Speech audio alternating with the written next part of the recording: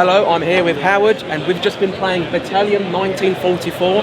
It's a very, very cool game. I'm going to let him tell us a bit about it. So Howard, tell us about the game, please. Yeah, so Battalion 1944 is a competitive World War II shooter. It's coming to PC and early access early next year is what we're looking at, and potentially consoles later. So this is the game. It's super competitive, and that's what we're going for. Okay, cool. So yeah, whilst I played the game, some games now, especially Battlefield, it kind of slows you down a bit, and you've got the simulators like armor that really slow you down. The game was very fluid, very responsive. If you crouch quick. If you aim quick. You're clearly going for a very nostalgic kind of gameplay where the mechanics were kind of more simple and just brought the player closer to the game. Exactly, you pretty much nailed it. I mean, one of the things we wanted is like one-to-one movement. So, you know, you don't press a button to perform an action like in most other games, like you were saying. Like in our game, we wanted it to be that you have the control as the player. So anything you want to do, you are able to do it within reason.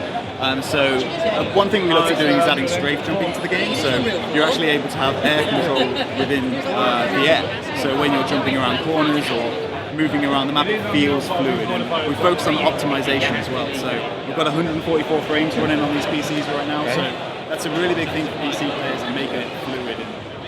Yeah, everyone loves their frames per second. Who does? Exactly. Seriously. Can you tell me something about maybe is there a class system or customization? How does this work out? Or I know it's an alpha at the moment. We'll talk about this later. But what have you got? What's the plan in the future? So the plan for our main competitive game mode here, we're just running team deathmatch because we're at an event and people don't want to stay dead. But for our main competitive game mode, it's search and destroy with a twist.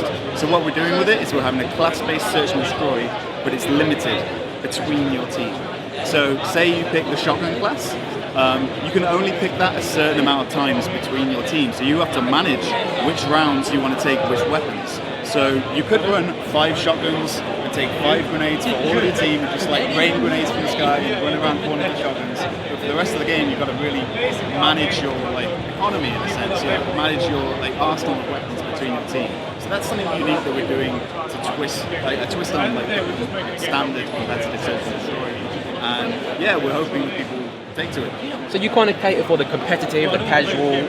So this game is kind of for everyone. If you want to play serious, really tactical, want that kind of competitive game style, then you can do that. Or if you want to just chill back and play, then you can do that too. Exactly. Yeah, we're definitely doing that. And one thing we wanted to do as well, we're having 2 queues for matchmaking. So you can queue just on your own, or you can queue with your team. Now when you queue with your team, you have your own team rank. So the good thing about that is that if you want to play with your friend who's not so good, or maybe you yourself aren't that good as well, it doesn't matter. The problem is when you're playing in other games, and you're playing with your teammates and they're not so good, you don't want to sacrifice your rank, your personal rank. And that's something that we're doing. We're allowing you to create your own team page, have your own icon, stuff like that, and track your own stats with your team. So that's something that we're doing. So you're trying to build like a nice kind of esports potential community where... Yeah, potentially. I mean, the UK scene, old Call of Duty 4 Pro mod, Call of Duty 2 was huge at the time. In regards to how big esports was at the time, you know, at the time it was the biggest game along with Counter-Strike Source and FPS. So we really want to bring that back at the time. Cool. So it's a very simple FPS, not simple the way it's bad, but simple is just to the roots, not too complicated. Can you tell me about some maps, some modes, you know, World War II, what theatre of war we're looking at in 1944, what places? So we're looking at all across Europe, so France, you know, Germany. We have this is Report Manor, our Manor House map. So all of the levels are based on areas in World War II, but they're not the exact locations. So for example, our Omaha Beach level, if that was the actual retelling of Omaha Beach, it's a very one-sided affair, right? And that's not fun for players. It's very cool in Saving Private Ryan, watching it and stuff like that, you know, getting the whole experience, but that's not something we want to go for as a competitive 5 versus 5 game. So for example, in Omaha Beach, you actually start as you've just got to the top of the beaches. We've edited the levels so that they feel like the areas and it feels like a retelling, but you know, it works well for gameplay. Wouldn't want to make it the real Omaha Beach where players are getting slaughtered and it's not very fun for players. Exactly. Yeah, very cool. So it sounds like you're very close with the community. This is UE4? Yes. And we know that UE4 are very good with SDKs and kind of modding tools, so tell me more about the modding tools in the community and that kind of stuff. Yeah, that's a huge thing that we're going to be doing. So we're looking at modding right now and seeing what we can do for the community. So what we're going to be doing is we're looking at adding mapping to the game. Also modding, so the guys who want to do like realism mods for the game, that's totally possible within our engine. So Zombie mods? zombie mods, if you want to do it, go for it. That's something, why would we restrict that? Go for it. So I would like to let everyone know who doesn't know what Battalion 1944 is, how this game started. It's a really cool story. Yeah, so we started originally on Kickstarter. We made 2 games first initially. We made Numa Breath of Life and then the Turing Test. And then we just sat down in our office and we were like, okay, what's the next thing we want to make? And we sat down and we were like, what if the time is for a World War II competitive shooter? And we were like, yeah, let's go for it. And we were able to use the money from both the past 2 games and the Kickstarter to actually make the game.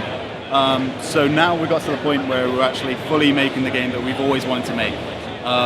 So yeah, and now we're coming to early access next year. So cool. So you're just in alpha now, I guess? Yeah, we're still in early alpha, so we've been running alpha weekends.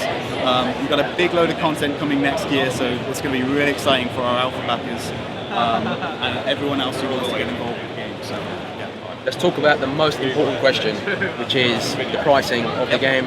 Everyone needs to know that kind of thing. So how much is the game going for? Are you DLC, any microtransactions, anything like this, just everything? Yeah, so we're going for a similar price to Counter-Strike. You know, we want to keep the price low so people can get in the game. And we're also doing a loot crate system that's purely cosmetic, so no gameplay changing unlocks, nothing like that. And no pay to win.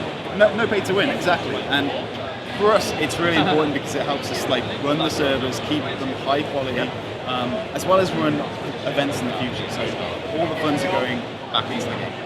If you're looking for that old school World War II, it looks very much like Medal of Honor Call of Duty, but with the next gen graphics really. So if that's what you're looking for on a PS4 or an Xbox One, it comes out on all platforms? It will be eventually PC first next year, and then we'll look at consoles later.